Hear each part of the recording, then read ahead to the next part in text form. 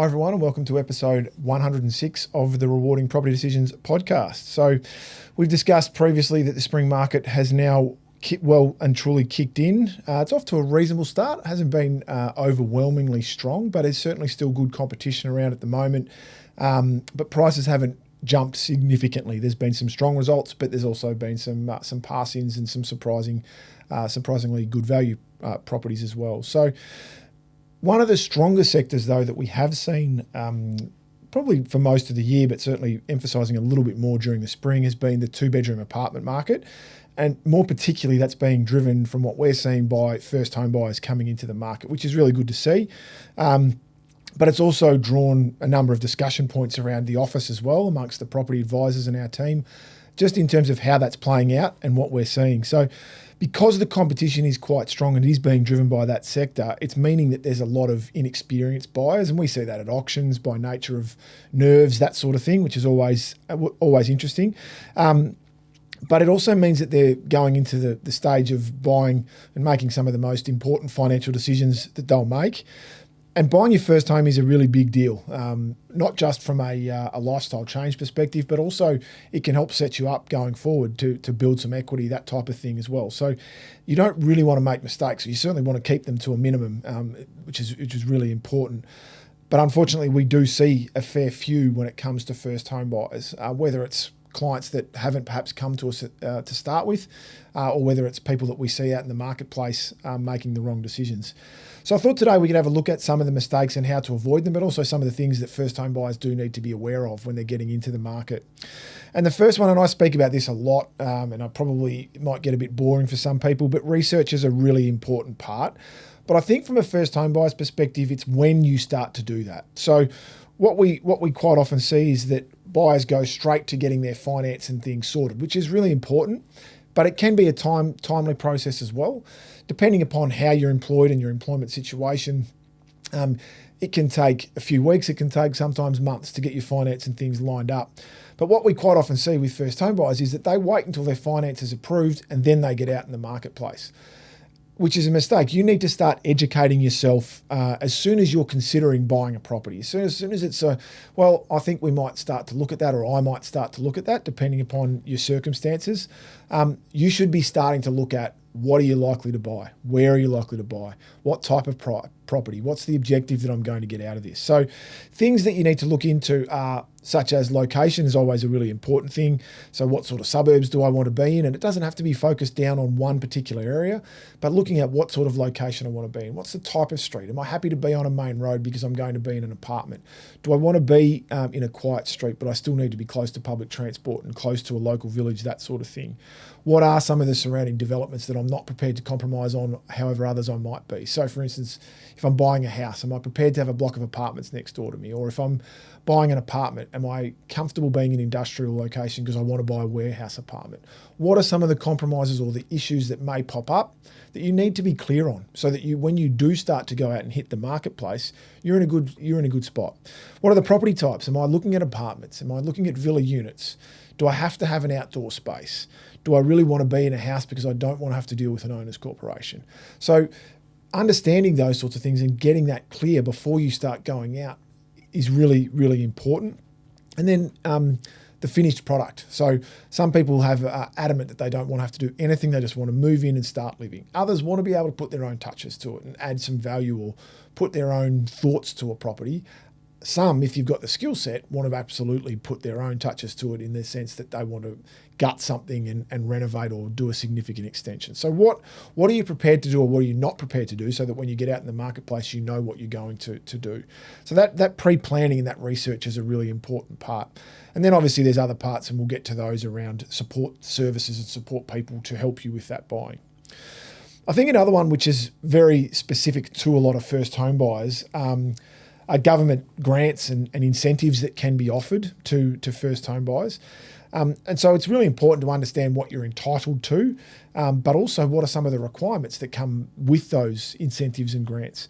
So for instance, some of them might be that you may need to live in a property for a certain period of time. So for some, obviously with first home buyers, the intention is to help you buy your first home, not to help you buy an investment property. So there's restrictions around perhaps needing to live in the property for the first 12 months, or sometimes you may only need to live in it for 6 months within the first 12-month period. So what are the restrictions around livability if you're going to access some of these grants?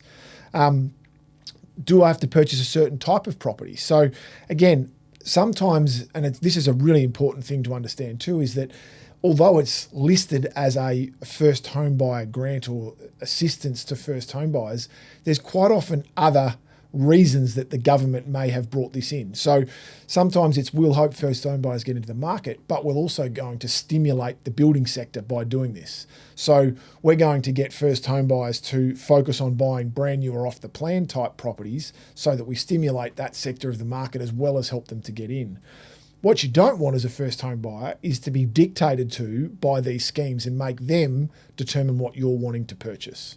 That's a big mistake that people can make. I need to use that grant, and therefore that grant tells me I have to buy this type of property, therefore that's what I'm going to buy, rather than my objective is to buy this type of property because it's going to help me build equity, and therefore that's what I want to buy. What incentives can I use? What grants can I use? Don't be dictated to. They need to be there to support you, not to be dictated to what you need to then buy. So I think that's a really, really important thing, because at other times it's, okay, well, it's going to be that there's different grants and different levels for regional areas versus metropolitan. And you're not going to go and move out into a regional area just because that's where there's a greater incentive. Because if it's a proper first home buyer grant, it's for livability, it's not for investment.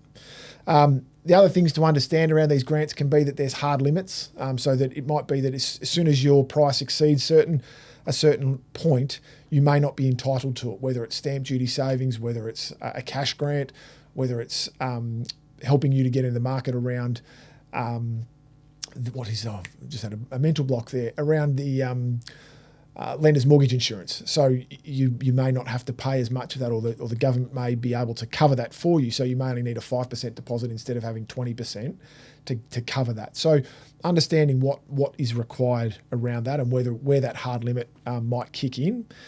Does the incentive change depending upon the price? So over the years, there's been incentives around stamp duty as an example, and for a while it was up to $600,000. And if you exceeded that, you were no longer entitled to it. And then the government changed that to say that once you exceeded 600,000, you would no longer get a total exemption. It would be on a sliding scale up to a certain point. And then up to that, beyond that certain point, you would no longer be entitled to it. So understanding whether it's a hard limit or a sliding scale limit is really important as well. But then, is the grant necessarily going to be in your best interests and serve what you need it to? So for instance, there's the shared equity scheme that the Victorian government has at the moment, which is the Victorian Home Buyer Fund, and the government can contribute up to 25% of a purchase price. But as a result of that, they then own 25% of that property. And then what sort of influences can they have on what you can and can't do to that property? And how much will they contribute, if anything, to works that need to be done? So you might want to renovate the kitchen. So will the government contribute to that, or will that be your responsibility? And then once you've increased the value of the property, if they haven't contributed to it, does that mean that they take the 25% increase that you've added to the value of that property?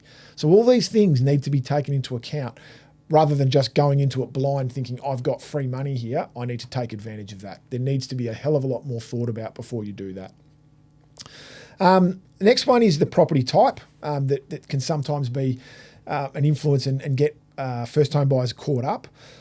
We certainly see many first home buyers coming in with preconceived ideas around what they do and don't want without putting a lot of thought into that. So you want to make sure that you understand what the objective at the end of the day is. So for instance, there's a lot of first home buyers can be at very significantly different stages of life. So sometimes it might be you're in your early 20s, you're in a good job and you want to set yourself up to get onto the property ladder and then take steps up. So that's very different to someone who's buying their first home in their mid to late 30s as a couple with perhaps young children. They're going to have a different end goal as to what they want. So the first purchaser who's at the early stages of their life or their property journey, they may want to have something with more of an investment focus so that they can build some equity and then potentially retain that property, or perhaps sell it or leverage off it to buy their next property. So understand what the objective at the end of the day is. If it is the latter one, where it's more of an owner-occupier, well, you're going to want as much accommodation as possible so that your family can enjoy living there, but you're going to have more location requirements too, perhaps around schools or public transport, or where a family and support service is going to be. So all that sort of comes into play around property type, around what's important to you in that regard. Probably one of the biggest ones, and this is not just something that first home buyers get caught up in, but is searching for the perfect property. We all want to have the ideal. I've been doing what I do now, or I've been in property now for over 25 years. I still haven't seen the perfect property. And it doesn't matter if you've got an endless supply of money or if you've got a restricted budget. There's no such thing as the perfect property, so don't search for it. Go out there and try and get as much right about the property as you can to achieve the objectives that you want to achieve. Don't get caught up in trying to find the perfect property, because it won't be there. Focus on things that you can't change about the property. Things like the location, like the orientation of the property, like the property type. You're not going to change whether it's a townhouse or a house. So make sure you get that right. The style of the property. If you're really keen on having a Victorian, you're not going to go and buy a 1950s brick veneer and convert that into a Victorian house. So get those sorts of things right about it that you can't change. The things that you can change, colour schemes, kitchens, bathrooms. There may not be full-blooded renovations that you necessarily want to take on, but they are things that can get changed. I see a lot of first home buyers get caught up in wanting something to be the finished product rather than getting the fundamentals right, that then you can improve on the other elements to the property down the track. Get that right first and foremost. The next one, which can be a big one for first home buyers, is around understanding buyer dynamics and the roles that different people play, but also the different ways to buy property within the buying process, and really understand who's there to support you and who's there just to facilitate a transaction. And I think that's really, really important to understand the roles of different people and how the market will work. Now, I'm not going to go through every single process here, because that would be a podcast in itself, and probably has been in the past. But things like understand how the auction process works and what you need to do. So if you're going to bid at an auction, you can't bid subject to finance as a starting point. You need to have unconditional finance approved. You can't put a bid in subject to a building inspection. You need to have had that done before you're purchasing. So understand what is required of you as the buyer before attending an auction. Understand what you can and can't do with a private sale. So you can do those sorts of things, but is your offer going to then be looked as favourably upon if you've got 4 or 5 conditions that you've then put down when you come up against someone who's putting an unconditional offer forward? So understand that. Expressions of interest, they're obviously a big one, and they make a lot of first home buyers nervy. Thankfully, there's not too many properties that sell via expression of interest that are attractive to first home buyers. One of our podcasts that I did probably 3 or 4 years ago is still one of the most popular, because people are very nervy around expressions of interest. It's one of the ones that gets downloaded the most, the blog read the most, because it's such an uncertain method of sale. And obviously what's off market, how do I tap into that? That's a really important component as well. But then who's there to assist you, and how do people work? So obviously the real estate agents there, always keep in mind that they're there to facilitate a transaction. But at the end of the day, you don't pay them 1 cent. The person that pays them is the vendor. They are there to help the vendor. They are there to help the vendor get a sale in the vendor's favour. They'll answer questions. They'll do what they can to get a sale through, but it's always to the vendor's advantage, not to you as the buyer. Conveyances, you need to understand who's going to be there to help you. Don't just get them involved at the end of the transaction once you've signed a contract and ready to settle. They need to be there beforehand. They need to help you beforehand. They need to point out issues with a contract, tell you what you do and don't need to know. Finance, building inspectors, obviously, a buyer's agent if you do want to go down that path. If it ends up being an accountant, investment property, having an accountant help you to structure the ownership is really important, and what's the best way to do it. So there's a lot there that needs to be understood around who's there to support you and who can help, because too often we see first home buyers don't realise how much support can be there for them, and they leave it too long before they interact with that. Due diligence is a really big one. I've spoken about that a lot over the time. Obviously, as we said before, having your finance organised and doing a lot of that beforehand is important, so that you know that your finance is ready to go. You know how much you can afford to spend, and so you don't get carried away, caught up in emotion once you do identify the dream property. So you know what sort of conditions you might need to put down, whether you can or can't bid at auction, whether it needs to be subject to finance, what's your maximum price, and how are you going to go about paying a deposit once you do secure a property. Contract reviews, obviously, as we said before, getting the conveyancer organised. Are the appropriate permits, have they been issued? So again, doing your due diligence, speak to the council where necessary. If you're buying an apartment, speak to the owners corporation where necessary to find out what's going on within these businesses. And building inspections, and obviously doing your own due diligence. Don't rely in Victoria on the statement of information. Most of the sales, when they are included in that statement, are there to support the agent's quote, not necessarily to support what the property might be worth. And that can work both ways. So it can be that they're pitching the property low for an auction and it ends up being worth a lot more, but it can also be that in a private sale, they're pitching it at a high level when the property's worth a lot less. So the statement of information is there to justify a quote, not what the property is necessarily worth. So do your own homework around that side of things as well. From an interest, so there's a lot to take into account from a first home buyer's point of view. There's a lot of information around and it can get very, very overwhelming. But understand that there are a lot of people there that want to help and can help. So you need to make sure you tap into that so that you can get all of that to your advantage. There's a really good podcast if you specifically for first home buyers known as Your First Home Buyer Guide podcast, and that's held by, or hosted, I should say, by Megan Wells and Veronica Morgan. If you want to gather more information, get onto that podcast. It will certainly give you a bit more of an insight. But seek out information and seek out help. It's really important. Today, I could have done a number of case studies, but I've got one in particular with some first home buyers that I worked with a number of years ago now. So things were a little bit different, but they came to me wanting to buy their first home, very excited, which was great. It's always good helping first home buyers because they are so excited. They were focused very much on the government grants that were available at the time. And the one at that stage was that if you purchased a property for up to $600,000, you were fully exempt from stamp duty. As soon as you went $1 over $600,000, you paid full stamp duty. So there wasn't the sliding scale at this point in time. So they were very much focused on buying a 2-bedroom apartment for less than $600,000, and they wanted to buy something nice and modern and shiny in a new development. That was what their focus was. So we sat down and went through a lot of different information. I explained that what we'd been observing in the market over the previous 6 months when this scheme had been in play was that there were a lot of first home buyers that had a similar mindset to them, and that were focusing very much on buying property sub 600. And what we'd seen was that there was a lot of property that was worth in the early to mid 500s that was being pushed up into the high fives to $600,000. And what we were also seeing was a lot of property that was worth in the mid to high sixes that was struggling to be sold because there just wasn't the demand for it. And that there was an opportunity there that rather than getting caught up in the free money, they could buy a better quality property and save what they may have had to pay or what they may have been avoiding paying in stamp duty by buying a better property and getting a property that would work better for them in the long term. So we hit the market. They were still open to buying sub 600, but they were certainly more than happy where possible to buy something over $600,000.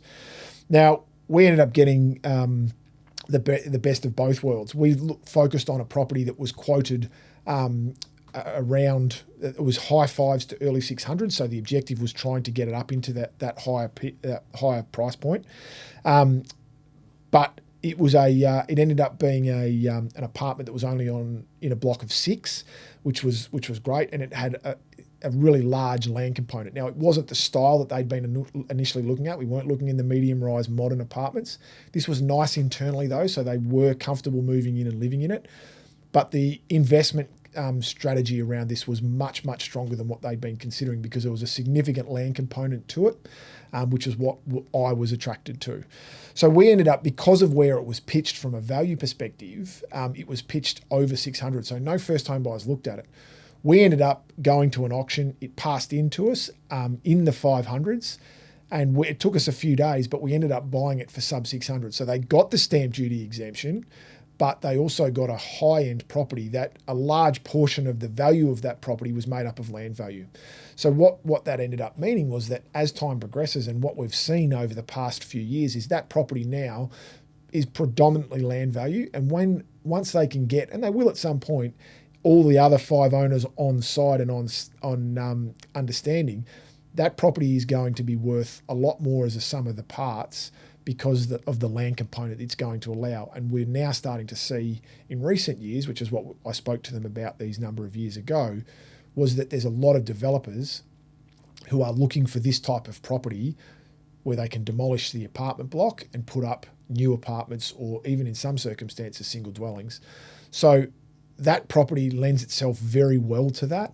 And the land component's only been increasing to drive that. So it's been a really successful purchase. It's enabled them, they've retained that property, leveraged off it to buy back into the market, and kept it as an investment property, knowing that that's what will happen going forward. So it's been a really, really good success story, and great that they were prepared to not take the free money. Ended up getting it, but they were prepared to focus on the right strategy, which was a great result.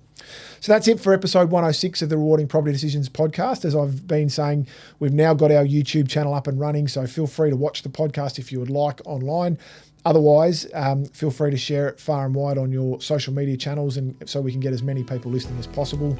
Otherwise, please visit our website, wakeland.com.au, for more property information. Otherwise, we wish you all the best with your property decisions.